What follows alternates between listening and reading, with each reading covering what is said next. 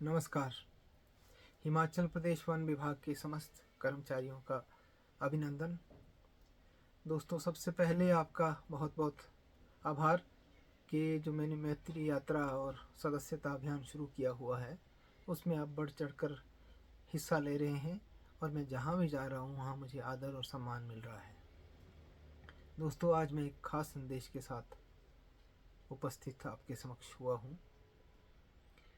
आप जानते हैं कि मैंने छोटे कर्मचारियों के लिए, अपने कोलीग्स के लिए और चाहे फील्ड के कर्मचारी हो, अगर उनके साथ कोई अन्याय हुआ है तो सबसे पहले मैं आगे आया हूँ। सबसे पहले मैंने आवाज़ उठाई है। चाहे आवाज़ गलत तरीके से फील्ड कर्मचारियों को मिले पुरस्कारों की हो, चाहे आवाज़ कर्मचारियों को प्रताड़ित करने की हो, चाहे उन्हें जो है अधिकारियों के गेट के बाहर ड्यूटी पर गलत तरीके से तैनात करने की हो, चाहे हाउस अलॉटमेंट में धांधलियाँ बरतने की हो, हर तरह से मैं लड़ाई लड़ रहा हूँ। लेकिन जो समर्थन आप पूरे प्रदेश से मुझे दे रहे हैं, वही समर्थन मैं एक फिर से कह रहा हूँ कि शिमला के लोग, कुछ एक लोग, चंद लोग, 2-4 लोग ऐसे हैं जो सिर्फ मुझे काम करने से रोकना जिनकी मंशा है, वो छोटी छोटी बातों को लेकर, निजी बातों को लेकर बहुत ऐसी ऐसी बयानबाजी, ऐसी ऐसी भद्दी बयानबाजी कर रहे हैं जिससे कभी कभी मुझे बड़ी हैरानी होती है। कभी कभी काम करने का मन नहीं करता है।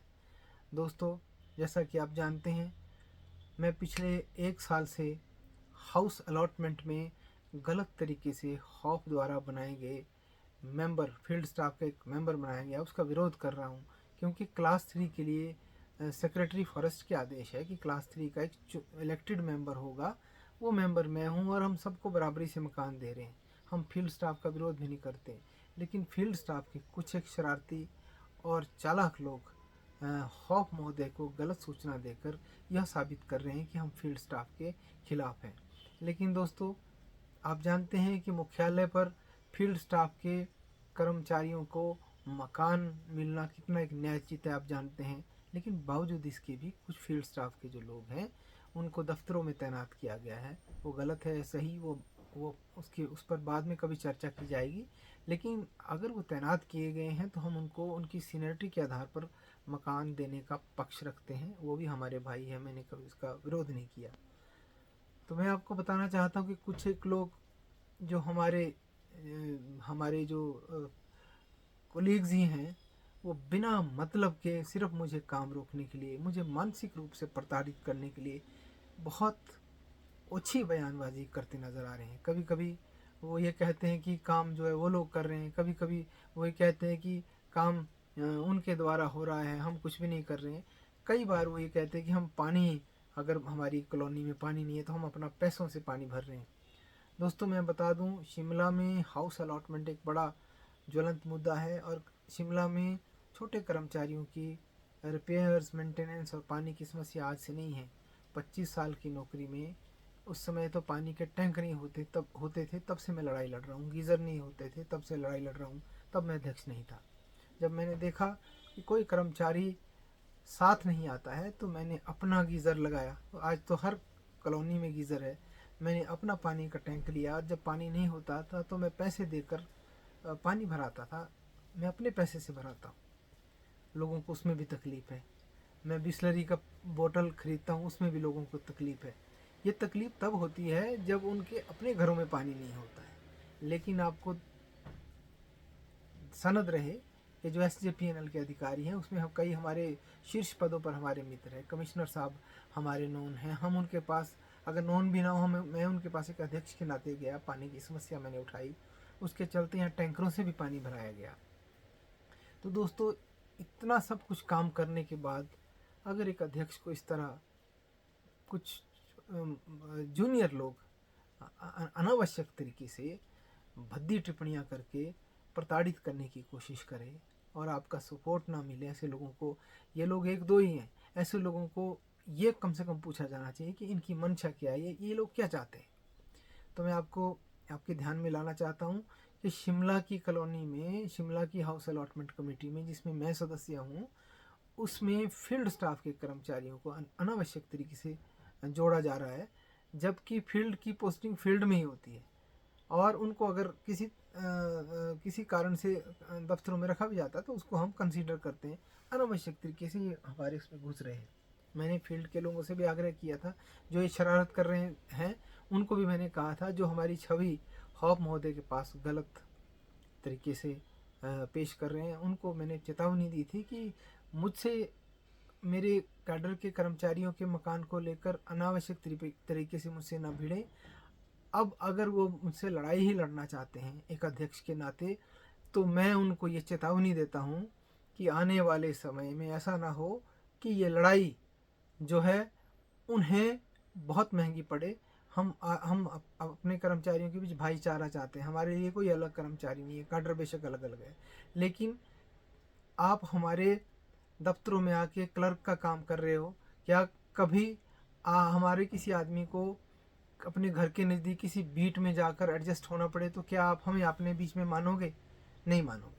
लेकिन आप हमारे मकानों पे कब्ज़ा कर रहे हो, आप हमारे दफ्तरों पे कब्ज़ा कर रहे हो, जबकि आपको जंगलों की रक्षा करने के लिए भर्ती किया गया है। तो अगर आपने ये लड़ाई शुरू की है तो मैं इस लड़ाई को अंतिम अंजाम तक पहुंचाऊंगा, चाहे उसका कोई भी मुझे खमियाजा भुगतना पड़े। कुछ लोग जो हमारे सिर्फ विरोध करना चाहते हैं, कभी वो हमारे साथ खड़े नहीं होते। वो ये प्रश्न खड़ा करते हैं कि हाउस अलॉटमेंट क्यों नहीं हो रही।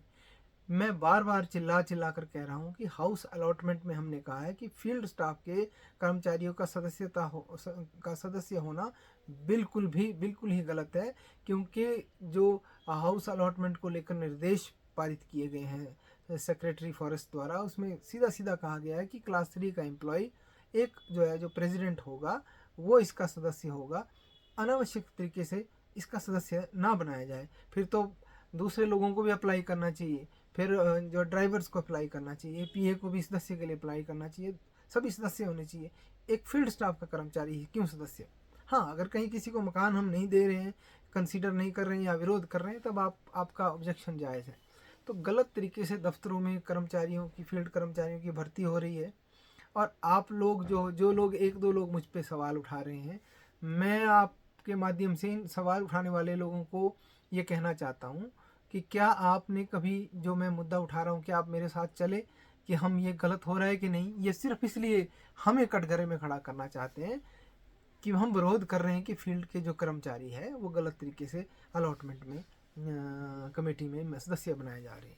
तो मैं फेयर तरीके से, आपको खुशी होगी कि शिमला में जब से मैं अध्यक्ष बना हूँ धांधलियाँ बंद हुई है और जो जेन्युइन है मकान उनको मिले हैं। और मुझे हैरानी है कि कुछ हमारे ही लोग सब लेटिंग में फॉरेस्ट गार्ड्स को मकान मिले हुए हैं और हमारे ही कर्मचारी उनके मकानों में रह रहे हैं सब लेटिंग में, और मुझे कह रहे हैं कि आप जो है आप हमारा सपोर्ट करो, हमें मकान की ज़रूरत है। अगर इसी तरह से गलत तरीके से आपने अलॉटमेंट करनी है तो मुझे अलॉटमेंट कमेटी का मेंबर मैं उन लोगों के लिए नहीं बनाऊँ। मैं तो अलॉटमेंट कमेटी में जेन्युइनिटी देखता हूँ। 1-2% चलता है कि मान लीजिए किसी जो नियमों के तहत अगर किसी को मेडिकल पे मकान देना है, आउट ऑफ टर्न देना है, तो हम कर सकते हैं। लेकिन सभी लोग अगर नाजायज़ तरीके से मकान लेने लगेंगे तो आने वाला समय आपको मकान मिलने वाला नहीं है। शिमला में मकान कम है और एप्लीकेंट बहुत ज़्यादा है। और मुझे सूचना मिली है, हमने अपना पक्ष रखा था, हमें हॉफ महोदय ने बुलाया था, वो पक्ष मुझे लगता है कि खाना पूर्ति ही है। और मुझे सूचना मिली है कि वो फील्ड स्टाफ के सदस्य को हॉफ ने हरी झंडी दे दी है। अब हाउस अलॉटमेंट कमेटी का वो भी सदस्य होगा। ये इसलिए हुआ कि आप लोगों ने उन लोगों को तरजीह दी जो मेरा विरोध कर रहे हैं, लेकिन आप खुल के मेरे साथ इसमें नहीं आए। अगर मेरे साथ एक ग्रुप हॉप महोदय से मिलता और बताता कि फील्ड स्टाफ का सदस्य होना इसमें ज़रूरी नहीं है, तो ये नौबत नहीं आती। अब मैं इस हाउस अलॉटमेंट कमेटी को ज़्यादा डिले नहीं करना चाहता। अगर हॉफ की तरफ से ये आदेश आता है कि हाउस अलॉटमेंट कमेटी में फील्ड का आदमी सदस्य होगा तो उसको हम उचित माध्यमों से हायर अथॉरिटीज़ के पास, अगर कोर्ट में जाना कोर्ट के पास भी चैलेंज करेंगे, और गलत तरीके से दफ्तर में भर्ती किए गए फील्ड स्टाफ के खिलाफ भी हम लड़ाई लड़ेंगे। और अगर ये हाउस अलॉटमेंट कमेटी में मैं बार बार आपका सपोर्ट मांगा, आपने सिर्फ एक साइन करके एक डॉक्यूमेंट मुझे दिया, आपने कभी भी मुझे ये नहीं आके कहा कि हम आपके साथ हैं, कभी आप खड़े नहीं हुए।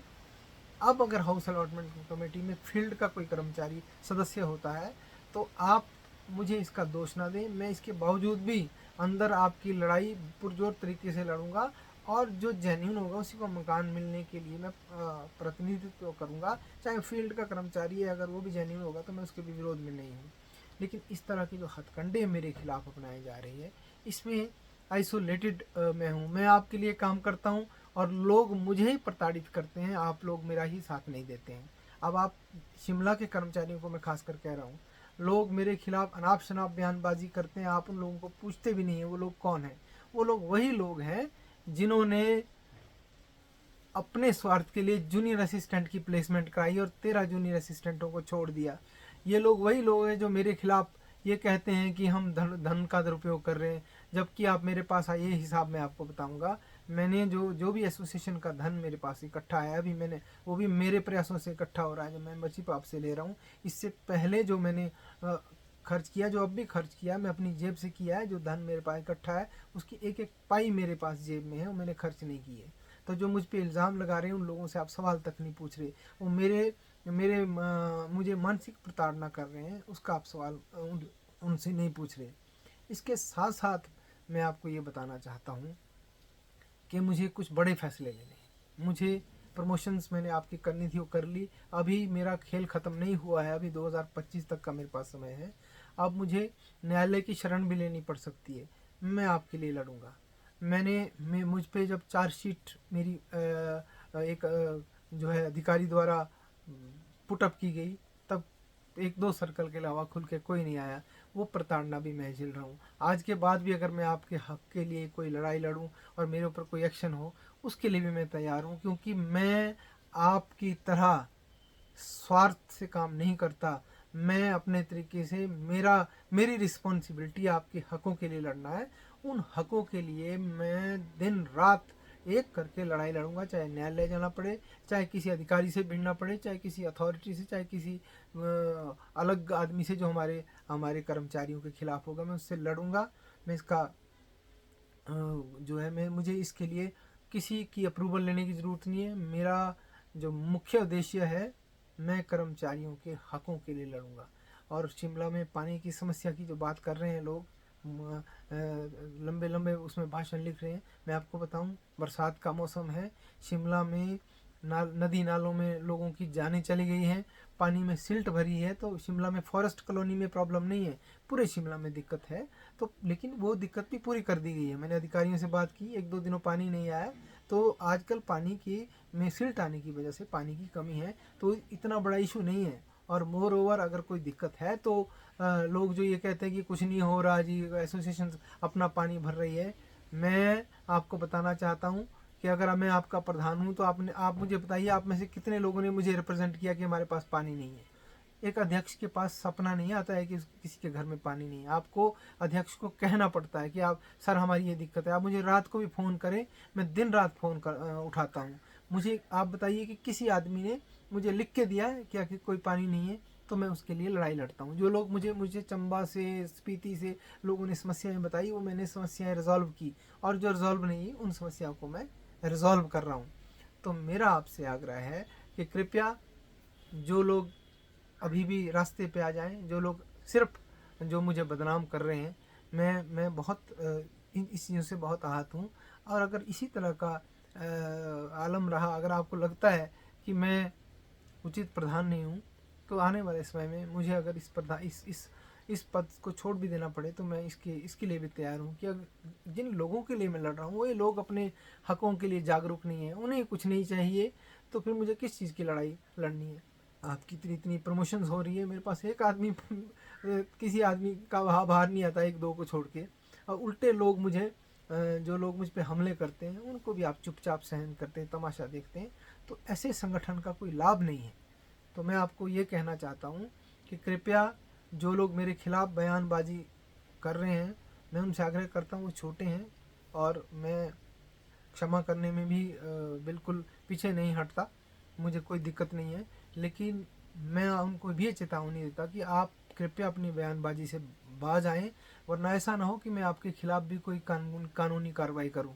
मैं ये ज़रूर है, मेरा विरोध ज़रूर होता है, मैं विरोध करता हूँ। मैंने कभी भी किसी आदमी को काम करने से नहीं रोका। संगठन, इससे पहले संगठन बने जो भी अध्यक्ष चुना गया मैंने उस अध्यक्ष का सम्मान किया, मैंने उस अध्यक्ष का आदर किया। तो जब तक आप एक अध्यक्ष का आदर नहीं करते हो और आप कहते हो कि आप अलग से अपनी सेना बना के काम करोगे, तो इसका मतलब आप किसी संगठन को नहीं चाहते, आप अपनी डफली अपना राग बनाना चाहते हो। और इसी का फ़ायदा उठा के जो है अधिकारी ऐसे ऐसे फैसले ले रहे हैं जो हमारे हक में नहीं है। आज भी आप देखेंगे, मुझे सूचना मिली कि ऐसा ऐसा पत्र जारी होने जा रहा है जिसमें हाउस अलॉटमेंट कमेटी में शिमला का भी सदस्य जो है अब होगा। मेरे अकेले लड़ाई लड़ने के बावजूद भी आपका जो मुझे शिमला के लोगों का साथ नहीं मिल रहा है, इसके कसूरवार कहीं ना कहीं आप है। फिर भी मेरी लड़ाई जारी रहेगी। मैं आपसे आग्रह करता हूँ कि जो लोग मुझे लगता है कि मुझे अपमानित कर रहे हैं, तो आपका भी फ़र्ज़ बनता है, अगर आप मुझे अध्यक्ष मानते हैं तो आप लोग उन्हें जाके रोकें, उन्हें जाके समझाएं। और मैं तो ये सोचता था कि अगर आदमी से गलती हो तो आदमी अपनी गलती की क्षमा मांग सकता है। यहाँ उल्टे लोग मुझ पर कीचड़ उछाल रहे हैं, तो ऐसे में काम करने से का जो मन है, फिर काम करने की इच्छा नहीं रह जाती। लेकिन फिर भी मुझे आपका जो सपोर्ट मिल रहा है, और फिर भी जो आपने मुझे मैंडेट दिया है, जो मुझे चुन के भेजा है, मैं उसके हवाले से आपको बता दूं कि मैं लास्ट, मतलब अगर मेरे पास लास्ट उम्मीद भी होगी, अगर एक तिनके के सहारे भी मैं आपके लिए लड़ूंगा। और जो भी मिनिस्ट्रियल स्टाफ का, जो भी वन विभाग के कर्मचारियों का हक होगा, उस हक में मैं बिल्कुल चट्टान की तरह लड़ूंगा, चाहे मेरी चार्जशीट हो, चाहे मेरी कोई भी मेरे खिलाफ कार्रवाई हो। और दूसरी सूचना मुझे ये मिली है कि अधिकारी महोदय जिनके खिलाफ हम लड़े थे, मैंने तो उनसे आग्रह कर दिया था, मैं उनसे गुप्त रूप से मिला भी था।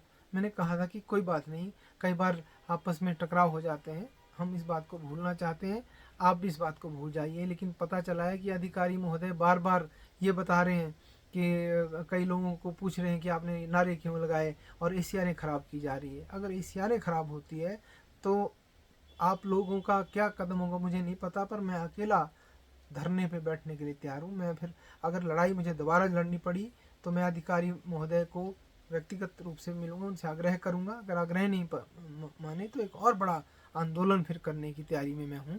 अगर मेरे कर्मचारियों को अपनी आवाज़ उठाने के लिए इस तरह रोका जाएगा, प्रताड़ित किया जाएगा, डराएगा, और आप लोग डर रहे हैं, एसीआर कोई ख़राब कर दे, तो उसमें डरने की क्या बात है। अगर आपका आचरण एक एसीआर से थोड़ी आपके आचरण का पता लग पाता है, पूरा सर्विस का कैरियर देखता है। एक साल की एसीआर से क्या होगा। लेकिन हम अधिकारी महोदय से मिलेंगे, अभी बात करूंगा, आग्रह करूंगा। अगर वो नहीं आते हैं, अगर उनका यही रवैया रहता है, तो हम इसके खिलाफ भी डट कर मुकाबला देंगे। तो मैं आपसे आग्रह करता हूँ, कृपया जो अगर आपको लगता है कि मैं काम कर रहा हूँ, आप मेरा सपोर्ट करें। और अगर आपको लगता है कि मैं काम नहीं कर रहा हूँ, मुझे बताएं। मैं इस पद को ससम्मान आपको लौटा दूंगा, आप किसी उचित व्यक्ति को बनाएं। और मैं आपका बहुत बहुत धन्यवाद करता हूँ। नमस्कार।